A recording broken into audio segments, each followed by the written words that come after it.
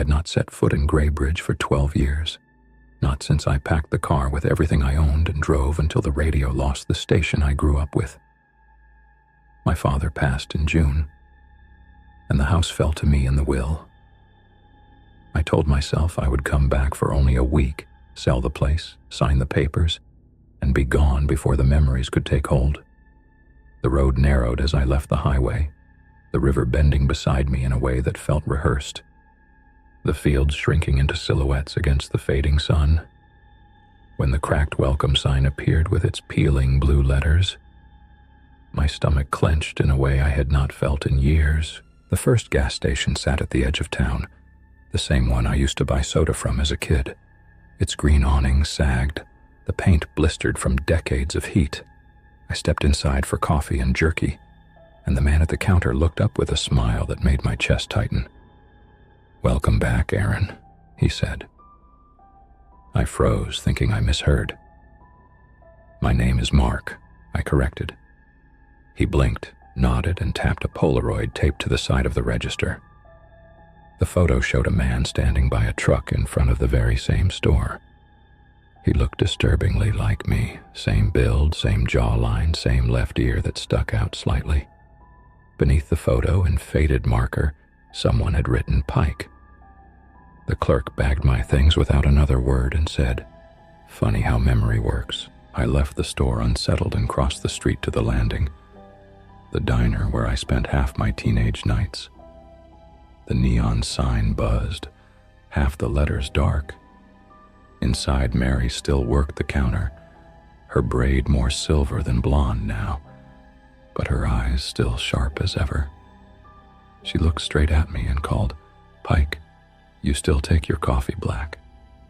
My skin prickled. "My name is Mark Larkin," I said carefully.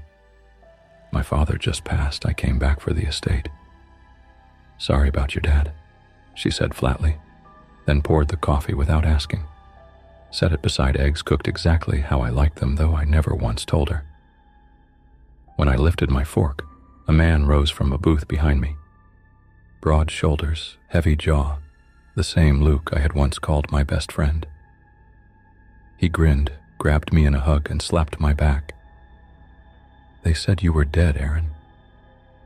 I stiffened. He stepped back and frowned when I told him again that my name was Mark.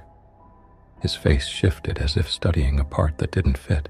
"You were always good at leaving," he muttered, then left money on the table and walked out without finishing his meal. At the county office the next morning, the clerk handed me my father's estate forms. As I signed, he slid another paper forward almost casually, a maintenance lien from 15 years ago on a truck registered to Aaron Pike. I told him he had the wrong man. He only smiled faintly and brought out a heavy old ledger wrapped in brown paper and twine. He unwrapped it with care, revealing a cover stamped with the faint word, "Corrections." The pages were thin, yellowed. He flipped to one, ran his finger down the column, and showed me an entry. Pike, Aaron. Dates written neatly, some crossed in red with notes beside them. Returned, corrected, remembered. He said, "We keep records so we don't lose people twice." He closed the ledger, tied it again, and said, "You should show your face at the Vigil tomorrow. It helps keep everything straight." His eyes flicked toward the door as if someone stood behind me. I turned. The room was empty. That evening I walked through the house. The air smelled of cedar, dust, and the faint powdery perfume my mother favored. On the fridge, alphabet magnets still spelled out a nonsense word my father had left years ago. The old clock by the sink blinked 9:06 and refused to change.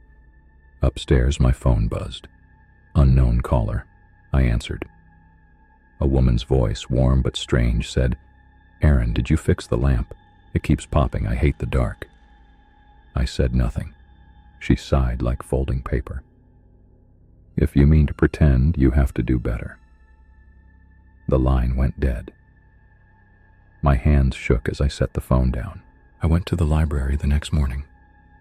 Mrs. Hahn, the librarian. Older now, but unmistakable. eyed me like a stray dog. She said the vigil was tradition, the town standing together on the courthouse square, saying names aloud, correcting what needed correcting. She spoke as if it were a recipe. At the school, the principal greeted me warmly, but said she remembered teaching my sister in 9th grade. I have no sister. Coach, now walking with a cane, clasped my shoulder and said, "Aaron, I was hard on you because of your temper." The memory of a fight I never had unrolled in my mind as vivid as any truth. I staggered out into the sunlight and went to the bridge. The new guardrail gleamed, installed after the crash of 2001. On its underside, scratched deep, was one word: Pike. Someone had later gouged a line through it, so fierce the metal tore. That night, a padded envelope sat on the porch. Inside was a cassette recorder, old and scarred. A blue strip of tape on the side read, "For when you come back." My breath caught as I pressed play. Static hissed, then my own voice spoke. "If you're hearing this, it worked or it didn't, and this is just another turn. You came back for the house or the money, but that isn't why you're here. The town keeps itself by filling gaps. If you leave, it remembers you in a shape that suits the whole. If you return, it pushes you into the outline it carved while you were gone. Don't answer to their names. Don't eat what they give you. Don't go to the vigil." My voice paused, then whispered, "Do not lose count." The tape ended with the sound of a door opening, footsteps, and silence. The next day, Sheriff Whitaker came to the house, broad and calm in his uniform. "Afternoon, Mr. Pike," he said. "Not that name," I snapped. He tilted his head. "It pays to make peace with how you're called." He asked if I planned to cause trouble at the square. I told him I wasn't going. He said that would be a mistake, and tipped his hat before walking back to his cruiser. That night, the siren wailed short and sharp, though it was not Wednesday. A text appeared. "Tomorrow. Square. After dark. Bring yourself. Do not bring doubts." The vigil was no festival. The whole town gathered silent around the courthouse. Mrs. Hahn stood with the ledger, the sheriff at her side. She read names, births, deaths, marriages. Each time the crowd murmured approval. Then she said, "Corrections." The word rolled out heavy. She fixed small errors, a misspelled name, a wrong address. People nodded. Then she looked straight at me and read, "Aaron, step forward." My heart pounded. She began to speak a history I never lived. A crash, a disappearance, a return. The crowd murmured yes. The lights around the square flickered like they were underwater. I shouted my real name, but no one cared. I ran. At the bridge, I leaned over the rail. My reflection shimmered, blurred, and settled into a face almost mine, but marked with a scar on the ear I never had. I touched my skin and felt it there. On the steel were dozens of names scratched and gouged, some crossed out, some pressed deeper, the same names repeating in different hands. In the attic later, I found old albums. Childhood photos looked right until one Polaroid showed me and Luke beside a rusted truck. On the border in blue, felt tip someone had written Aaron's truck. Under the box was a notebook in my own handwriting. 7 turns, 2 left, 5 right. Do not lose count. A sketch of the library staircase, the second to last step circled. That night I pried up the step. Inside was the ledger, bare, warm to the touch. Corrections stamped deeper now as though traced 1,000 times. The entries for Pike, Aaron stretched across pages. Birth, broken arm, crash, leaving, return, correction. Under Larkin, Mark, a single word, departed. Someone had later written, returned, then scratched it out savagely. I tried tearing a page loose. Heat flared up my arm. A whisper brushed my ear, my own voice and my mother's at once. Do not lose count. Footsteps echoed below.